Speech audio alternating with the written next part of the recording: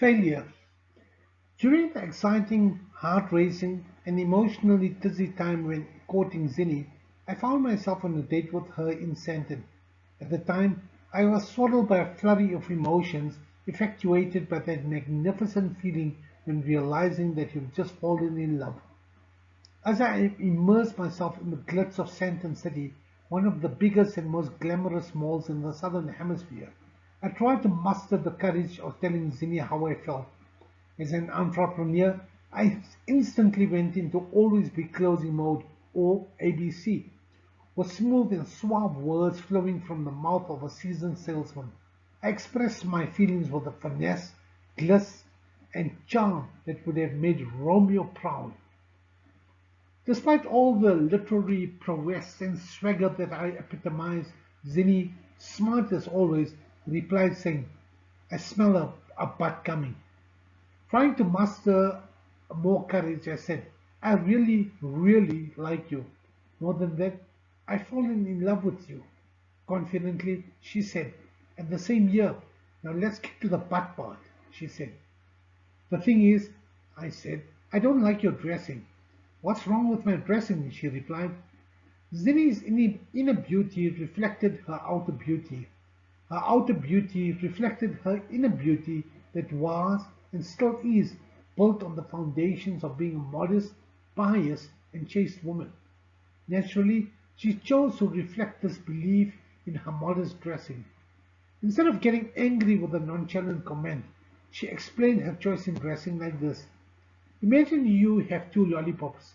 One is left covered and the other is left open. Within 2 days, the one that is left open will be covered by ends. So I choose to be covered and to only open myself up for my husband. That person may eventually be you, but you will first need to prove that you are worthy of my companionship. Digesting that metaphor and still trying to synthesize its eloquence, she looked at me and deciphered that I was not convinced. At that point, we stopped in front of a Louis Vuitton store to admire a beautiful handbag on display in the window. She then asked me, "If you were to buy that handbag, would you prefer the one in the window that has been ogled, fondled, and caressed by many, or a brand new bag from Louis' storeroom that has never been touched, one that is clean and pure?" My body language indicated that the choice was obviously the latter. "So naturally," she continued, "like that handbag that is tucked away in the storeroom, I choose to remain clean and pure. Think of it another way. For the moon to exhibit its splendor, allure, and beauty, even one of the brightest stars in the solar system, the sun, needs to dim for the moon's beauty and magnanimity to be revealed and showcased. If the sun doesn't dim, you won't notice the moon." Like all women, I've been created by the CEO of the universe as a natural satellite for my husband. Just like the moon and earth do, we can be a couple coming from duality and function as one in a synced rotation.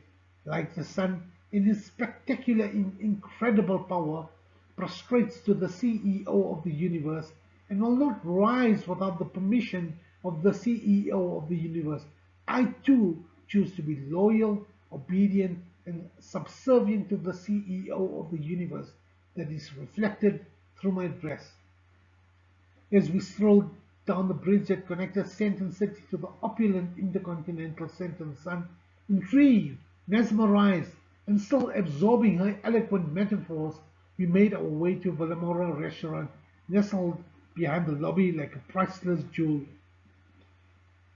Villamora was an iconic Portuguese restaurant that served an array of culinary delicacies, from meat to poultry to fish, to the most delectable and ambrosial prawns and langoustines. The who's who of Johannesburg high society dined there, from entrepreneurs and professionals to celebrities and sportsmen. Following the Miss World event hosted across the road at the Centre Convention Centre earlier that evening, a flurry of beauty queens made their way to Villamora. After we said hello to the newly crowned Miss World, the beautiful Miss Sikanova from Russia, we made our way into a private booth that the owner, Greg, reserved for us. Naturally, That clandestine area was part of my expensive plan to sweep Zinni off her feet. As Greg left, Zinni said to me, "Look, darling, I can see that you are trying to impress by wining and dining me in this idyllic watering hole, but I'm not comfortable in this private closet." "But why? Is the temperature an issue, or is it something else? Should I call Greg to swap us into another booth?" I asked. "No, it's got nothing to do with that," she said. "You see, when a non-married man and a non-married woman are alone in a room, there's always a third person." Looking a bit clumsy, I looked around for the third person. "The third person that I am referring to," Zinni said, "is the Prince of Darkness. Some call him the devil, the fool made from a smokeless flame of fire. I don't want him in our relationship. So can we please move to the main part of the restaurant and sit with everyone else?" At that point, I was so overwhelmed by emotion and engulfed in admiration for Zinni's intellect and piety. I knew then and there that Zinni was my Miss World and the person I wished to spend the rest of my life with. A few months later, we tied the knot, which was at the time the best days of our lives. 5 weeks later, the car crash that would forever change the course of my life happened. Had my eyes closed in that accident, Zinni's mourning period would have been longer than the tenure of our marriage, and she would have become a widow well before her 30th birthday. As I fought for my life in a comatose state in hospital, the business struggled and could no longer sustain my prolonged absence. Eventually, it folded a few months later. Creditors were unsympathetic to our plight, and banks moved swiftly in foreclosing on our properties and cars. Within a few weeks after being discharged from the hospital, we were homeless. We had just lost everything. A cocktail of failures: health, business, money, relationships, and lost jobs. Overnight, we were relegated from hero to zero. Life's greatest tragedy lies in the many people that try. Despite our best attempts, we fail. The tragedy lies in the majority of people who fail compared to the few who succeed. In the rules of money, we wrote of charity under Rule 10, how a waqf or charitable endowment can be used to drive sustainable change. At a family reunion in 2012, one of our uncles, Uncle Matt, coined the idea of creating a family structure to empower our family with financial assistance. This assistance would be extended to those who desired to study further but didn't have the resources in order to do so. The intent was also to provide seed capital for entrepreneurs that had a strong focus on job creation. It would also be designed to help widows, orphans, and the disabled in our family with monetary support. Essentially, this was a socio-economic development fund. A few months after the reunion, the Board of Trustees assembled for our periodic quarterly meeting. We had received our trust deed from our attorneys for review a few days before that. Much of the plan centered around evaluating that important doctrine to ensure that it aligned with our strategy and our vision. The trust deed was essentially our constitutional framework on how to run the Waqf.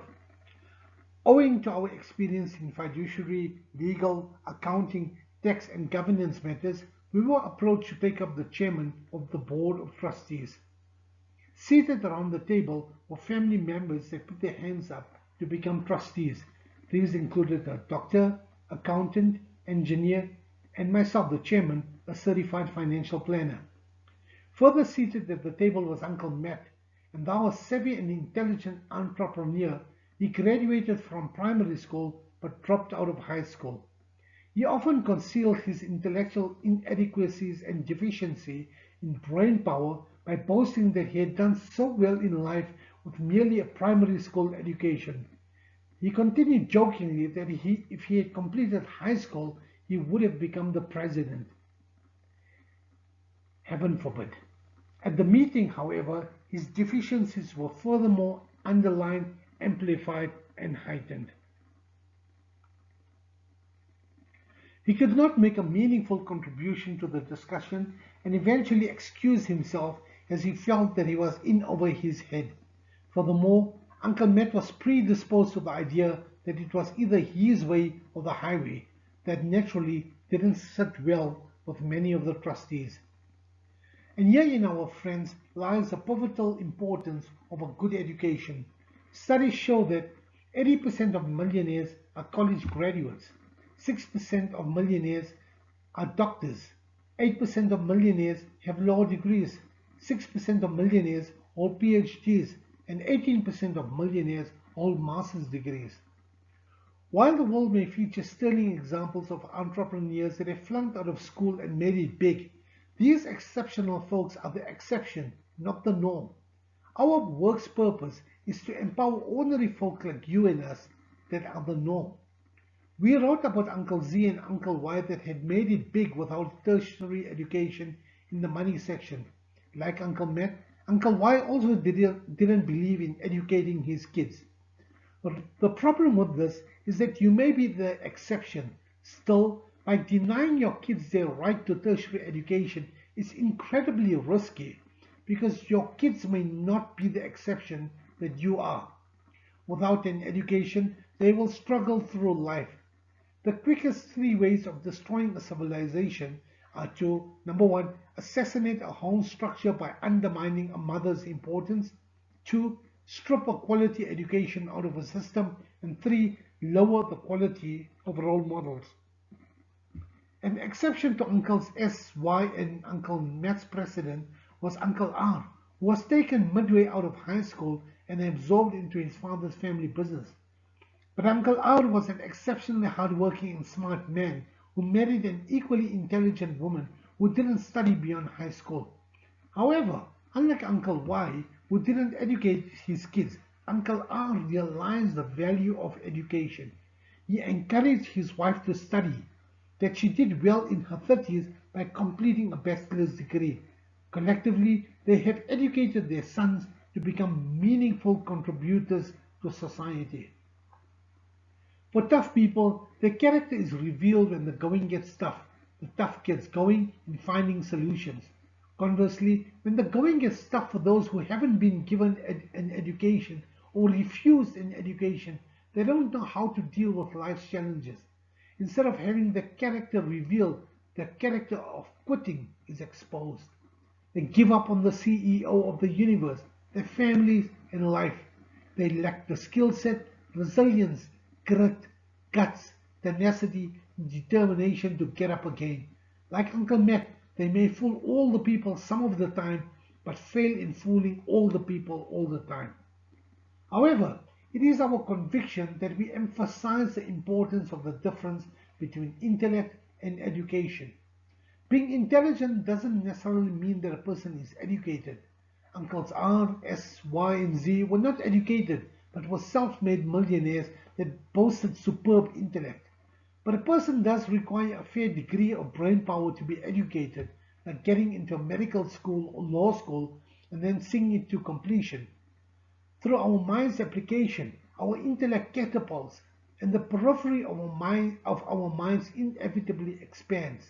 Intellect may presuppose education, but education builds intelligence. But education consists not so much of knowledge on its own, but of knowledge of effectively and persistent application. People are paid not merely for what they know, but for what they do with what they know. Some people say that there is little, if anything, which can be done for people born with a brain power deficiency. We must disagree. We are living testament that after surviving a car crash that left us with an 80% brain disability, that this can be overcome. We applied our intellect to get back onto our feet. We went to university, marrying intelligence with education to expand intellect. Once we completed our tertiary education, we applied our knowledge to make us rich. We constantly reaffirm the belief that when our hearts genuinely believe, there is no limit to what the CEO of the universe will help us achieve, which is far beyond what our minds can ordinarily achieve. We clothe intellect and education in regular and sincere prayer, for we discern that prayer is the ultimate weapon of the person that believes in the one CEO of the universe. Through fervent prayer, anything can be overcome and achieved. When education, intellect, and devotion are married, the results are powerful. Our maternal grandmother was a super smart, or rather, our maternal grandfather was a super smart man and a gutsy entrepreneur. His sons, Uncle Y and Uncle R, were also super smart. They were ambitious, tenacious, and had a burning desire to succeed, and they both did. Many of the causes of ill health are subject to mastery and control. These are: number one, overeating of foods that are not conducive to good health. Number two, bad habits of thought that gives expression to negative beliefs. Number three, the wrong use and overindulgence in sex. And number four, the lack of physical exercise. Take care of your body and it will serve you well. In his mid-30s, Uncle Y became a casualty of motor neuron disease and 6 years later became a terminal casualty of it. Though he took care of himself, he could not enjoy the outstanding success he was destined for because of ill health. The person who takes no risks generally must take whatever is left when others are done choosing. Overcaution is as bad as undercaution. It is essential to guard against both extremes. Life itself is filled with the element of taking risks. Though he became successful, Uncle Y lacked the appetite to take risks and could have become far more successful had he not been overcautious. There is no hope of success for the person who does not have a central purpose or definite goal at which to aim. Many people do not take the time to find their purpose, and because of this, they have no plan to find their purpose, and also they have no plan for their lives and end up becoming part of someone else's dream. It takes courage to define our purpose, even more courage to develop a strategy to realize that purpose, and then an execution plan to bring that strategy to life. Some that do get to that point also come up with a contingency plan or a plan B if the anchor plan fails. The core plan or first prize needs guts, discipline, and tenacity to become a reality. But then fear sets in, and they discount their true potential and settle for plan B. Uncle Y's sister and our mother was also an ambitious woman. However, our father and our maternal grandfather made an irrational move by forcing our mother into a marriage that she didn't want. This was in the early 70s. Mum's life was in fifth gear as she navigated her way through college in her aspiration to infuse young minds with knowledge in her desire to become a teacher. Her mother, however, had health problems. Cardiologists felt that there was no hope for her and gave her 6 months to live. Grandpa felt that if he got Mum married before Grandma transitioned from this ephemeral world to the other side, she would do so at ease, in the knowledge that her eldest daughter would have been married before she took her last breath. So, Mum reluctantly acquiesced to her parents' dinosaur, foolish, and incomprehensible thinking, and in January 1974, our parents tied the knot. Now she was miserable in her marriage. She made valiant efforts to make her marriage work. To cope, she sought the mentorship of a spiritual counselor. He helped her grow into a spiritually intelligent diamond. Nelson Mandela said, "May your choices reflect your hopes, not your fears." And in 1985, Mum took the bold step of moving with her family from a small town in rural South Africa that was enveloped in the curse of apartheid to the big city. To this day, we cannot stop thanking Mum and Dad for this wonderful sacrifice that they made, for it was in the city of gold, as Johannesburg is affectionately known as, that unleashed the gold in us. Mum gave us a great life. She sent us to the best of schools and universities, bought us designer clothing, gave us the best of holidays, financed our first business, and bought us a sports car. Our paternal grandfather, who originated from India and emigrated to South Africa, was a smart entrepreneur. He had loads of honor and was revered for his integrity. Much of his time and energy were devoted to building and growing his business, so he didn't have much disposable time for his kids.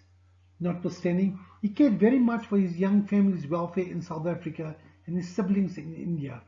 He passed away when our father was only 12.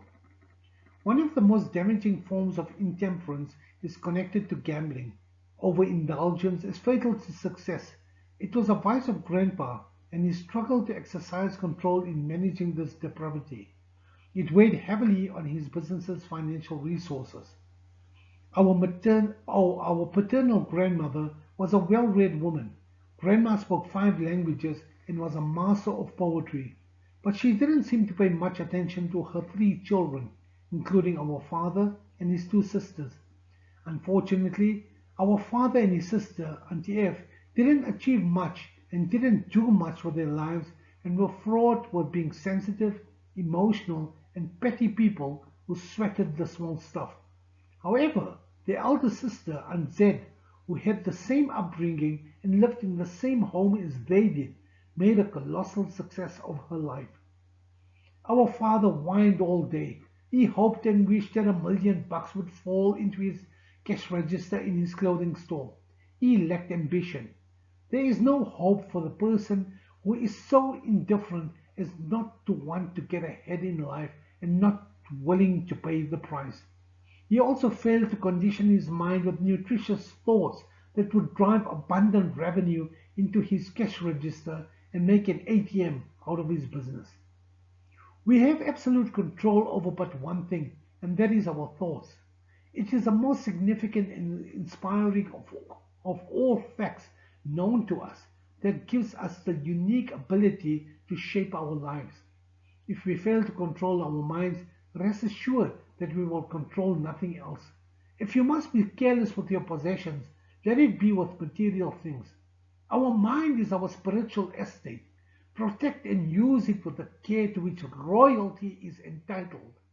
We were given a willpower for this purpose. Unfortunately, there is no legal protection against those who infest others' minds with negativity. This form of destruction should be punishable by heavy legal penalties because it may and often destroys our chances of acquiring material things that is protected by law.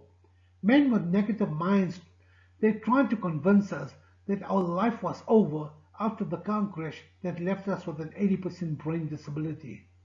Ignoring the echo chamber of negativity that broadcasts what we couldn't do, we defied them and proved that nothing succeeds like success. Zinni's father was an ambitious man, but he wasn't prepared to do the hard work required to unleash a man's realization and his family's dreams. He was a serial procrastinator, one of the most common causes of failure. Procrastination stands within the shadow of every human being, waiting for his opportunity to spoil our chances of success. Procrastination is the enemy of greatness. It deprives us of the mercy of the CEO of the universe. People fail because they wait for the time to be right to start doing something worthwhile. Do not wait. The time will never be just right. Start where you stand and work with whatever tools you have at your command, and better tools will be found as you go along. More people lose their positions and opportunities because of the inability to cooperate with others than for all other reasons combined. It is a cause of failure which no well-informed entrepreneur, businessman, or leader will tolerate. During his golden years, Zinni's father severed ties with most people, including Zinni's mother, 3 of his 4 kids, his siblings, cousins, and most of his friends, due to his inability to cooperate with them. He felt that the entire world had wronged him and that the world had shafted him. But instead of making his golden years golden, he became a lonely and bitter man. Uncle R and Uncle Y had a phenomenal father, should have made a success of their lives, and they did. On the other hand, Auntie Z didn't have many opportunities, and like her siblings, she wasn't expected to achieve much with her life, but she wanted to succeed. When there is a will, a way comes from sources that we can often neither imagine nor fathom. because she had a will. Along came an ambitious spouse, and together they lifted each other to unparalleled heights of achievement. When a man and a woman work together coherently and cohesively, pulling together in the same direction with a clear sense of purpose and clear goals, the results are staggering. Anzi's husband, Uncle SMC, a working class man simply armed with an undergraduate degree, had a different vision for his life. As a disciplined religious man, he married education with religion and produced four exceptional sons. His eldest son became a chartered accountant, the second a university professor, the third an accountant, and the youngest became an attorney. Uncle SMC inspired them all to memorize the most widely read book on the planet, the Quran, that, like the Old Testament and Torah, was written by the CEO of the universe himself. This magnificent literary masterpiece consists of 30 noble chapters across 114 authentic epistles spread on 850 pages. In this cathartic book, the universe's CEO writes of his first messenger Adam, his final messenger Muhammad, and some of the 123,998 messengers in between them. Peace be upon all these incredible and extraordinary men who reshaped the world and made the planet a better place. Of all his messengers, he refers most often to Moses, describing the battery of tests that this amazing man went through. The Quran was revealed by the Archangel Gabriel to the Prophet Muhammad, peace be upon him, for a further period of 23 years when he reached the age of mental maturity, 40. The first of the revelations occurred in Mecca in Saudi Arabia and in a cave in a mountain. Others were revealed in Yathrib or Medina, as it is known today. After the greatest man in history's demise, his best friend Abu Bakr, a man revered for his truthfulness, integrity, and honor, gathered all 114 revelations and put the book together that centuries later remains a constitutional framework for humanity. Muslims do not hold the monopoly to this extraordinary book. It is not only a gift to Muslims, but for anyone and everyone. The Irish playwright Sir George Bernard Shaw said the following of the Prophet Muhammad, peace be upon him. I believe that if a man like him were to assume the dictatorship of the modern world, he would succeed in solving its problems in a way that would bring it much needed peace and happiness. I have prophesied about the faith of Muhammad that it would be acceptable to the Europe of tomorrow as it is beginning to be acceptable to the Europe of today.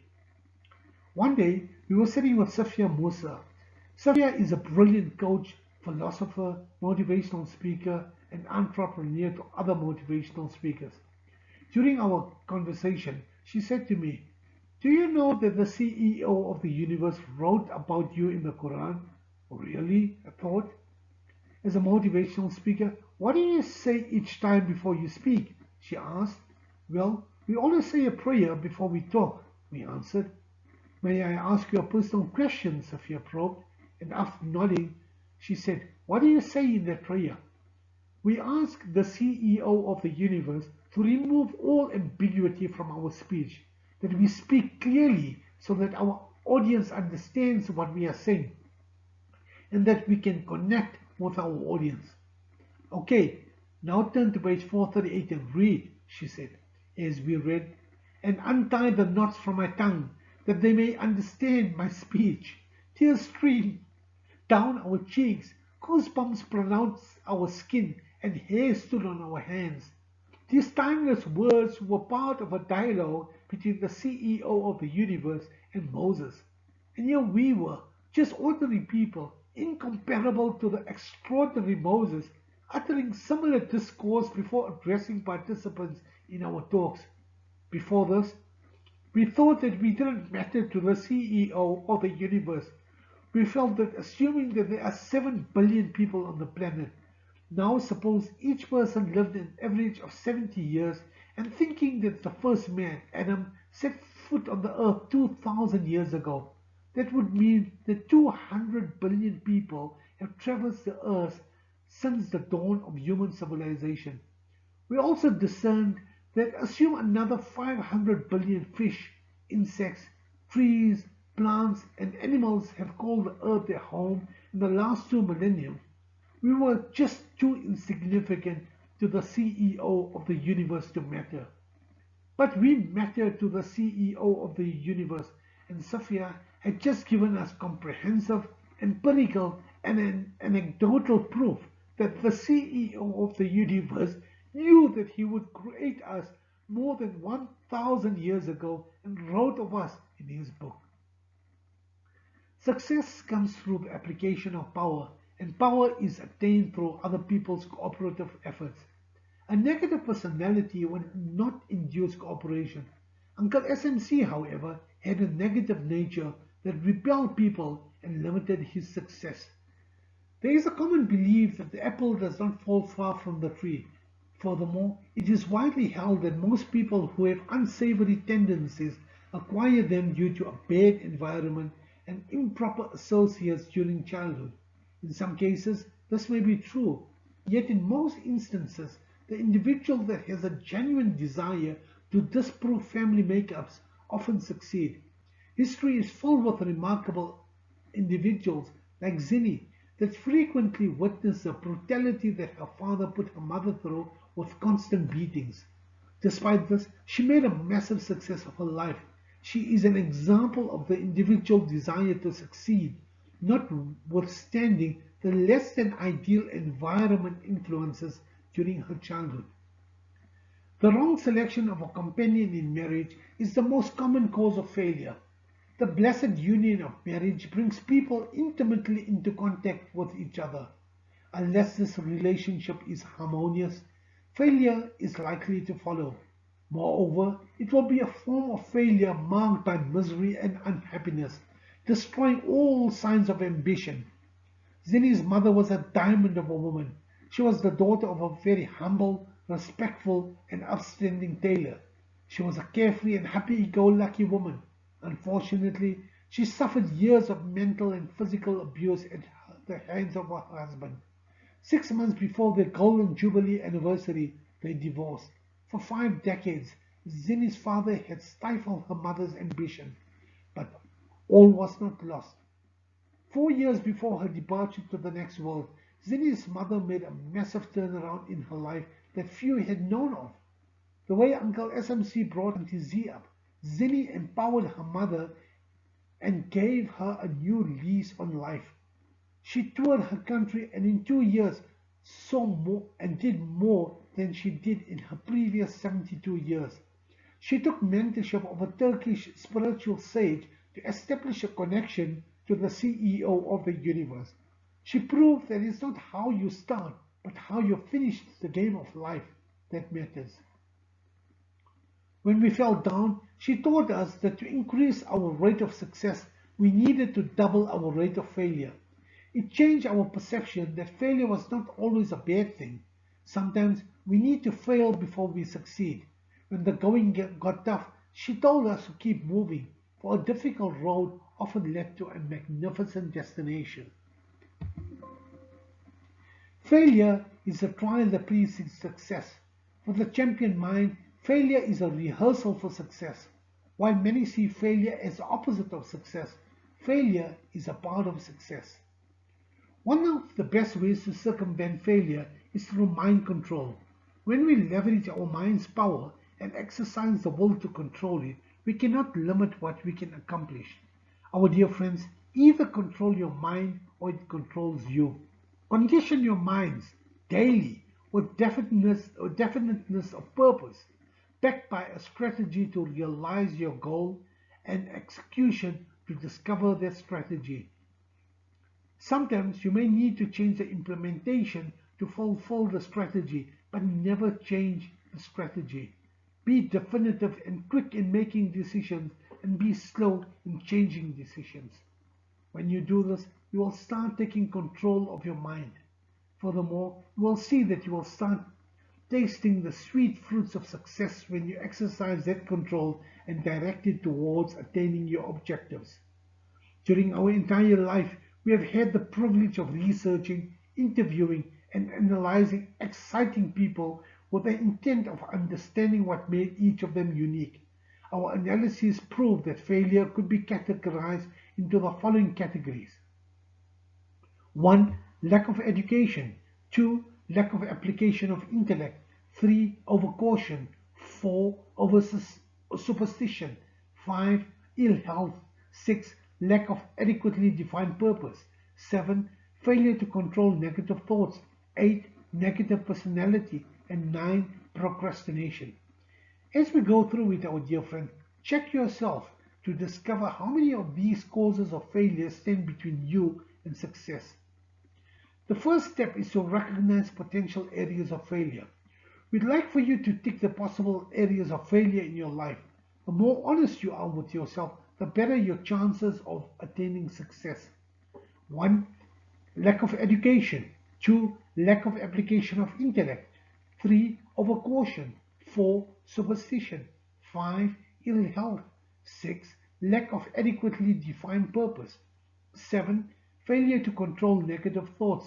8. A negative personality. And 9. Procrastination. Now that you have identified them, step 2 entails prioritizing your top 3 failures so that you can assassinate them. So what we'd like for you to do is that after you have determined the 3 items out of the 9 that we have presented to you, work out which 3 possible areas of failure that you are concerned about, and we'd like for you to annotate it. The next step is that now that you have recognized them and prioritized the top 3, step 3 involves coming up with a plan to either mitigate them or get rid of them completely. Now we would like for you to list the 3 failures and then list 3 action plans under each possible failure to deal with. Once again, we'd like for you to list the 3 failures out of the 9 that we've given you, and then write down 3 action plans on how you're going to address these possible failures. Once you've done that, step 4 is to make an oath to yourself and to your family to extenuate failures so that you become the awesome person that you are destined and designed to be. To do this, scribe your autograph below. Make a commitment to yourself. Remember that Safia Musa proved to us that we matter to the CEO of the universe. Before closing, if you look towards the sky every evening, you sometimes see ever-changing clouds covering the bright sunshine. But just as it moves away, a ray of sun peeks through. It is akin to how life works. Light overcomes darkness. Sadness is overpowered by happiness. Love triumphs over hatred, and hope conquers fear. Trials, difficulties, and challenges are a natural function of life. Still, the mind that is enveloped in abundant, opulent, and eternal hope knows that the CEO of the universe will neither abandon nor forsake such a heart.